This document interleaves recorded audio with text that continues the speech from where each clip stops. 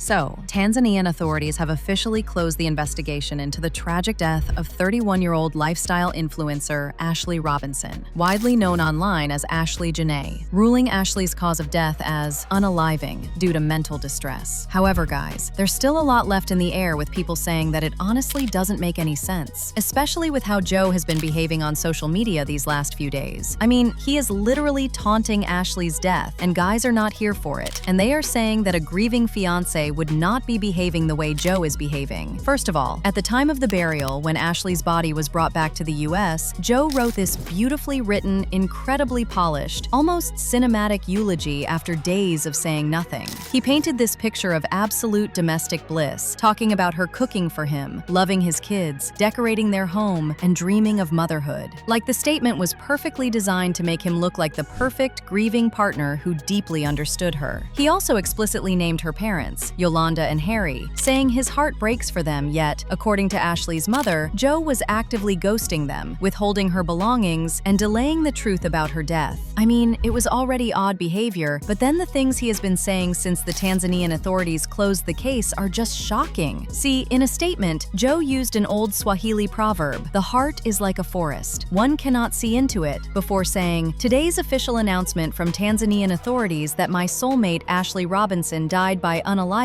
does not lessen the tragedy of her death. I miss Ashlee every moment of every day, and the pain of being without her will never go away. A sudden loss of this magnitude is not something I can simply get over. My priorities all along were getting Ashlee home and cooperating with the authorities to ensure that the truth would be revealed. I wish to express my deepest gratitude to the dedicated men and women of the Tanzania police force for their professional, sensitive, and thorough investigation." To be quite honest, he would have just left it at that. But Joe also posted a thread on childhood traumas and how such traumas can lead to people wanting to take themselves out. And guys were just like, "What are you really trying to say here, Joe?" When you see a post like that dropped into a situation this heavy, you have to ask, what is the actual psychological motive here? Is Joe trying to subtly build a defense case in the court of public opinion? It feels incredibly calculated. And to a lot of people, by throwing out clinical stats like that a score of 7 or higher increases attempts by 3,100%, it really shifts the spotlight away from the luxury villa in Zanzibar and pushes it decades back into Ashlee's past. Actually, it gets even more concerning when you look at what the ACE test actually measures. The test literally tallies things like physical or emotional neglect and household dysfunction within the family home before the age of 18.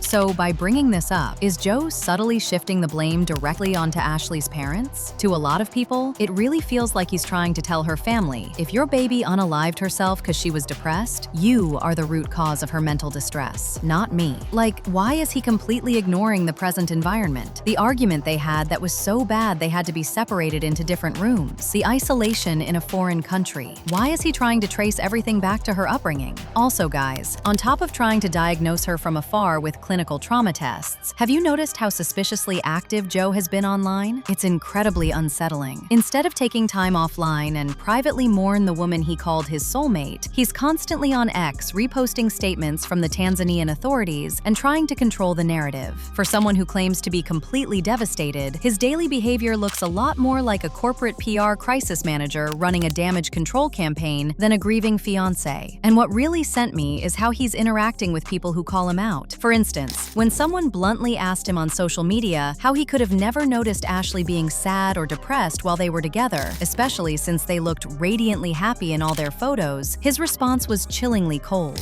He literally just shot back with, "Instagram is not real life." Where is the remorse, Joe? Where is the deep, agonizing heartbreak you'd expect from a man whose world was allegedly shattered on vacation? And by the way, speaking of those things Joe has been reposting, according to Zanzibar Deputy Director of Criminal Investigations, forensic evidence and device analysis provided the following details. A hotel employee at the luxury Zuri Hotel discovered Ashlee unconscious inside her villa's wardrobe during a routine evening check on 8th April, and authorities stated she had used a robe belt provided by the hotel and passed away in the hospital the following day, April 9th. Initial medical documents cited cerebral hypoxia brought on by strangulation and suffocation. And now investigators are saying that analysis of Ashlee's communication devices revealed search history and text messages indicating severe distress and depression. Apparently, they noted specific queries made prior to her death, alongside SMS exchanges with friends and family that read like farewell messages. But ask Ask yourselves this: if Ashlee had indeed sent distress messages to her family and friends, why didn't any of them talk about this when Ashlee passed away weeks ago? On the contrary, Ashlee's fam and her close friends said that she was super excited, and her mom specifically said that she was on call with her a few times, and she was happy up until the point she told her that she had an argument with Joe and then went silent. In fact, Ashlee's parents publicly expressed deep frustration and suspicion when the news first came out, and they stated that Joe had allegedly waited roughly 11 hours before notifying them that something was wrong, and initially downplayed the situation by telling them she was okay. Furthermore, the family noted that Joe completely stopped communicating with them after the tragedy, which amplified their feelings of uncertainty and anger while they waited for official answers. So who exactly was receiving these messages of distress from Ashlee? Because it was clearly not her family or close friends. And then there's also this issue about how she apparently asked ChatGPT how much Valium would take her out. And this also doesn't make sense. Think about the reality of how we use our devices on vacation. They were traveling together as a couple. Who had access to her phone or laptop during those hours? If they were having massive arguments, heated enough for hotel security to literally separate them into different villas, it's not a stretch to wonder if someone else could have easily picked up her unlocked device and fed the data. Without a rock-solid biometric digital forensics report proving exactly who biometric unlocked the phone at the precise minute those searches were made, relying on browser or app history feels like a massive leap. It's like a convenient piece of data that wraps up a high-profile investigation very neatly, but unfortunately, it also raises more questions than it answers. But honestly, even if we play devil's advocate and assume that digital data is somehow immaculate, it completely misses the point. Throwing out a ChatGPT history doesn't just magically erase the mountain of red flags that people are reacting to. It doesn't explain why a fiancé waits 11 agonizing hours to contact his lover's parents, tells them she's stable, and then completely ghosts them, while the hotel staff has to deliver the news that their daughter is dead. It doesn't erase the fact that she was found with her engagement ring missing, or that her partner immediately ran to social media to control the media narrative on the actual day of her funeral. A couple of text messages and a search history might satisfy a local police department ready to close a file, but it doesn't change the fact that the math simply isn't mathing for anyone who is actually paying attention.